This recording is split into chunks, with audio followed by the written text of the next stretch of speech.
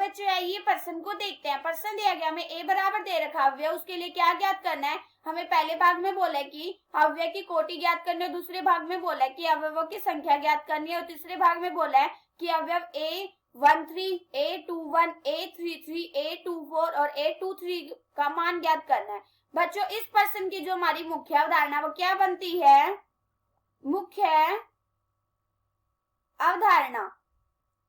हम जानते हैं बच्चों अव्यय में क्या होता है, उसमें होता है जैसे हमारे पास संख्याएं होती हैं A11 फिर A12 और ऐसे चलता जाता है A1n तक और ऐसे ही नीचे भी चलता जाता है। लास्ट में क्या आता है AN1 फिर AN2 और ऐसे चलता जाता है ANN तक। इसमें हमारे पास कितनी पंक्ति और कितने स्तंभ है, क्या होती है पंक्ति और स्तंभ, जो ये वाली होती है ये तो होती है हमारी पंक्ति।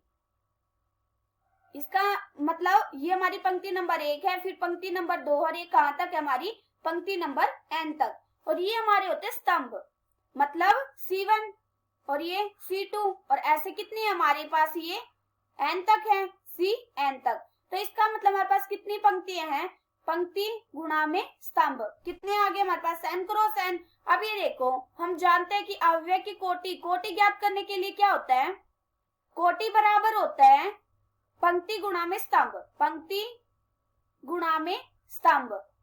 और ऐसे ही दूसरे भाग में क्या बोला है, दूसरे में बोला है ना कि अवयवों की संख्या, अवयवों की संख्या कैसे ज्ञात करते हैं,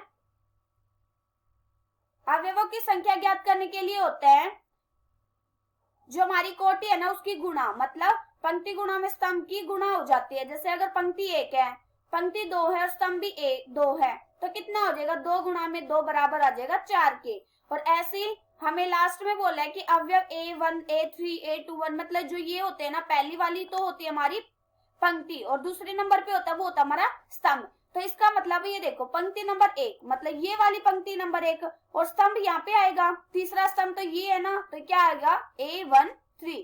तो यहाँ पे इसका जो मान होएगा वो यहाँ पे लिखेंगे। फिर ऐसे इसका अब ये देखो हम लिखते हैं, हमें अवयव बराबर क्या दे रखा है, हमें दे रखा है A बराबर,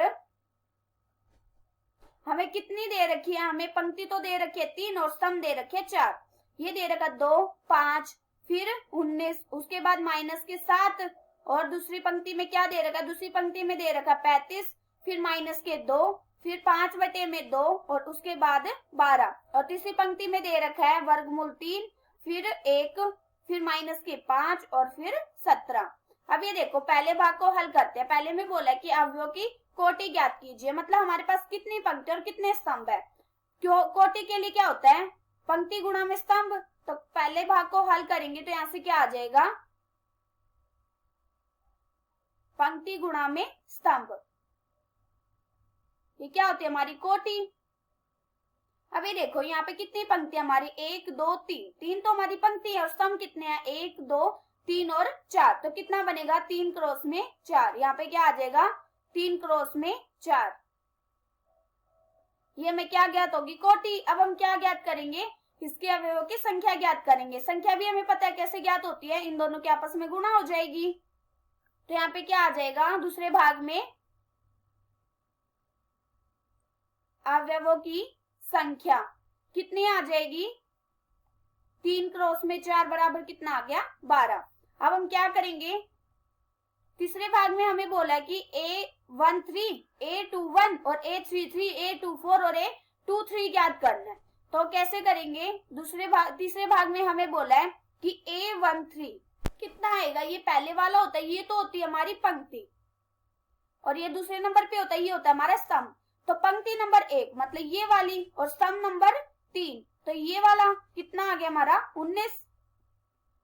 अब ऐसे ही दूसरा फिर क्या बोला है A21 बोला है A21 और इसके बाद कितना बोला है A33 फिर A24 और इसके बाद A23। हम इसके आराम से हम इसके मान निकाल सकते हैं। अब ये देखो हमें क्या बोला है, पहले में बोला है कि पंक्ति नंबर कितनी, पंक्ति नंबर तो हमारी 2 और स्तंभ नंबर 1, तो पंक्ति नंबर 2 मतलब ये वाली पंक्ति नंबर 2 और स्तंभ नंबर 1 मतलब ये वाला, तो कितना आ गया यहाँ से 35।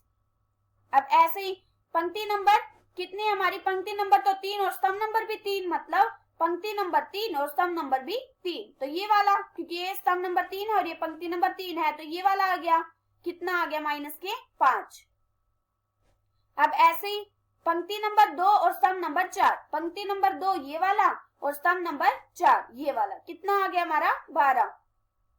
अब ऐसे ही पंक्ति नंबर 2 स्तंभ नंबर 3, पंक्ति नंबर 2 और स्तंभ नंबर 3, तो ये कितना आ गया 5/2। हमने तीनों भाग हल कर दिए। पहले में तो ये बोला था कि हमें क्या निकालने, कोटि, और कोटि हम जानते हैं कैसे निकालते हैं, पंक्ति गुणा में स्तंभ। फिर हमें क्या बोला था, अवयवों की संख्या। हम जानते हैं कि अवयवों की संख्या कैसे निकालते हैं, पंक्ति गुणा में स्तंभ, तो कितना आ गया था 12। अब ऐसे ही तीसरे भाग में हमें बोला था कि A13 का मान, फिर 21 का, 33 का, 24 का, 23 का मान निकालना, और ये हमने निकाल दिया। आशा करती हूँ कि बच्चे आप सबको समझ आया होगा। धन्यवाद।